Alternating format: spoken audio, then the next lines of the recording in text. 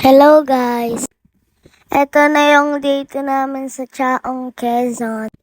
Hindi na kami nakaligo kagabi dahil sa sobrang pagod. Ngayon nag-aalmusal na kami. After namin kumain, pupunta naman kami ngayon sa palengke para bumili ng lunch namin. Sobrang init guys, kaya kailangan natin magpayong. Nag-grocery na kami para sa lulutuin ni Tita Josh. Magluluto siya ngayon ng ginataan na mais.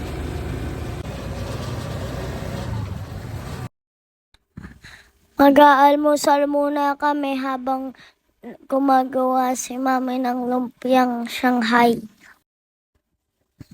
After namin mag-lunch, magpapasyal muna kami. Pupunta kami ngayon sa Tircob Lake. Medyo malayo siya, mga 30 minutes. Dito, na-flat yung gulong ng sinasakyan namin. Kaya bumaba muna kami at magantay.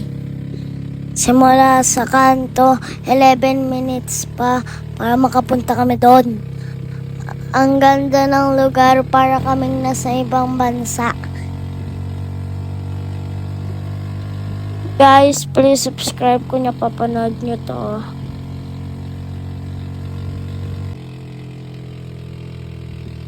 Ayan, malapit na kami sa Tircob Lake.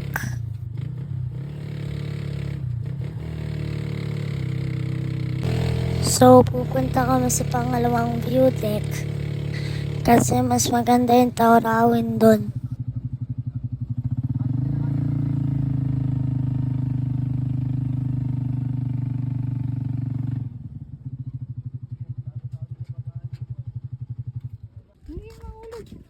So, nakababa na kami. Yan ba? Wow, ang ganda. Ang ganda guys ng lawa at saka ng mountain. Ganda. Ang ganda ng Mount Banahaw.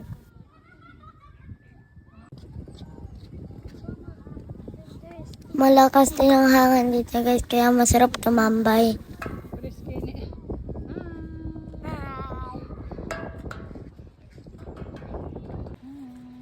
May mabibilihan din kayo dito ng milk tea pag gusto niya ng drinks. Waiting kami sa milk tea ko. Matcha flavor yung pinili ko. After ko maubos yung matcha, naglakad muna kayo ni Mami. Dito, pwede kayo mag-park pag may sasakyan kayo. Hindi makakapasok yung kotse kaya kailangan niya maglakad.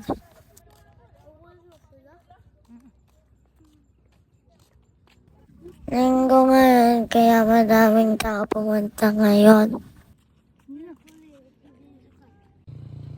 Magtapon sa tamang basurahan, guys. Leave no trace dapat, guys. Hi guys, nagwawa ka sa mountain.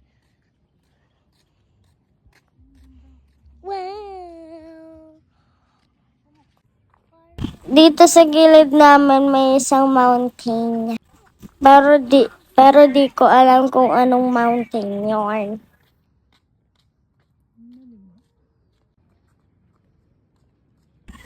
Naglalakad kami ni Mami kaya sabi ko sa kanya, nagagaging muna ko. Ang dami pala dito coconut trees. Ang ganda niya guys, para ka nasa beach. Paikot yung Tircob Lake guys, kaya malayo pa yung lalakarin namin.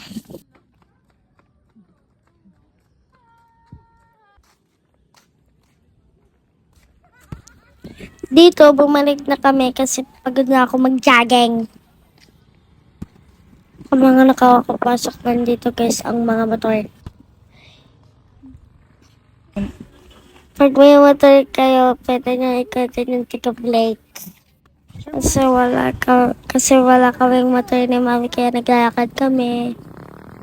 Ang ganda maglakad kasi ang ganda ng nature. Kinikiliti ka nga pala dito sa Mami kasi pawis na kilikili niya. Ang asim niya. Wowis. Dito, pauwi na kami guys. At alam nyo ba guys, may nakita kami maraming baga.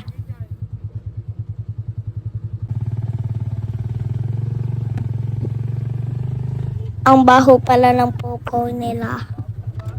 Masaya ako kasi may mga bagay ba ibang color nila.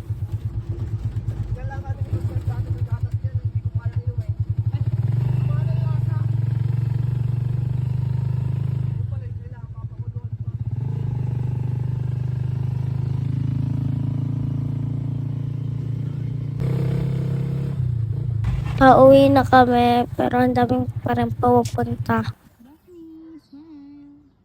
Pag uwi namin, nagpa-picture ako dun sa bunny ng kapitbahay. Favorite ko kasi yung bunny, guys. Naglaro muna kami dito sa gitna ng bahay ng taya-tayaan.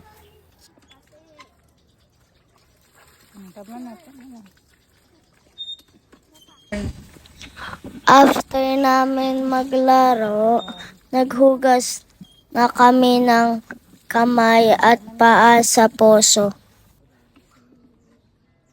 Tuwang-tuwa kami sa puso, ang lamig ng tubig. Kasi galing ka sa labas. So after neto, kumain naman na kami at natulog. Ang baho ba? Dahil uuwi na kami bukas.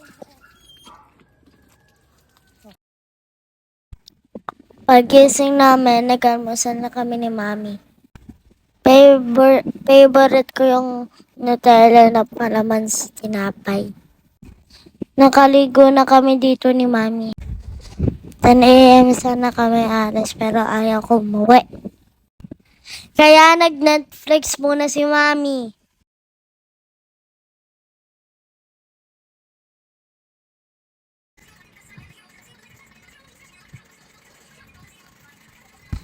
After namin mag-lunch, tinalian ako ni Mami kasi alis na kami.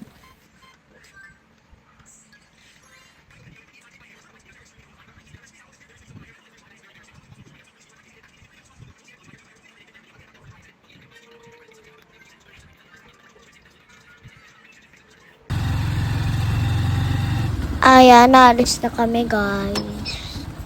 2 p.m. na ng hapon. Sobrang init sa labas.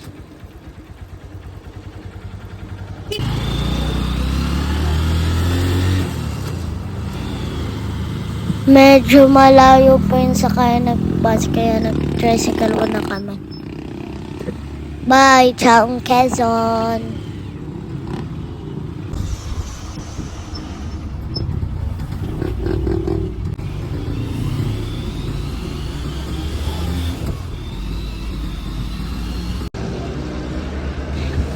Dito, kinakabahan na ako kasi sasakay kami sa bus.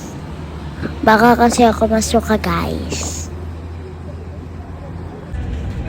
Dito, hindi ako nahilo kasi sabi ko sa kanya close na yung aircon. Nahihilo kasi ako pag nahinginan ako ng aircon. Nakakahilo kasi yung amoy ng bus. Pag nakakakita ako ng coconut tree, para akong nasa beach.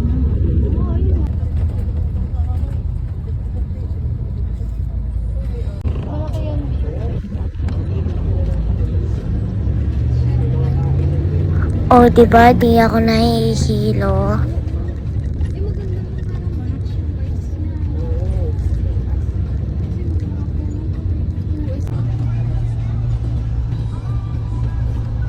Habang nasa biyahe, kinakain ko yung mani na binili sa akin ni Mami.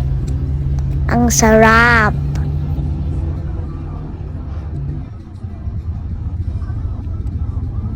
Pero dito guys, nasusuka na ako, pero tinitiis ko naman.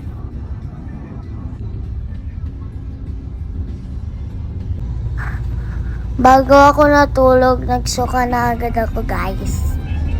Natulog ako para pagkagising ko na sa Quezon City na kami. Kasi nahihilo pa rin ako kahit uminom na ako ng gamot. Ba't kita yung kilikili ko dyan, guys? Sabi ni mami dito daw siya na work dati bago niya ako panganak.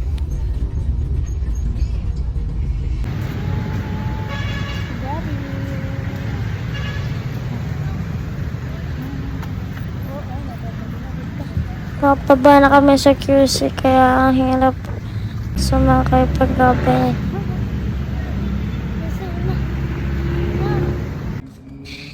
Yay! Nakarating na din kami ni Mami. Namimiss ko na si Lola at saka yung mga pinsan ko. Kaya nakauwi na kami. Miss na daw nila ako. Hanggang dito na lang. Bye!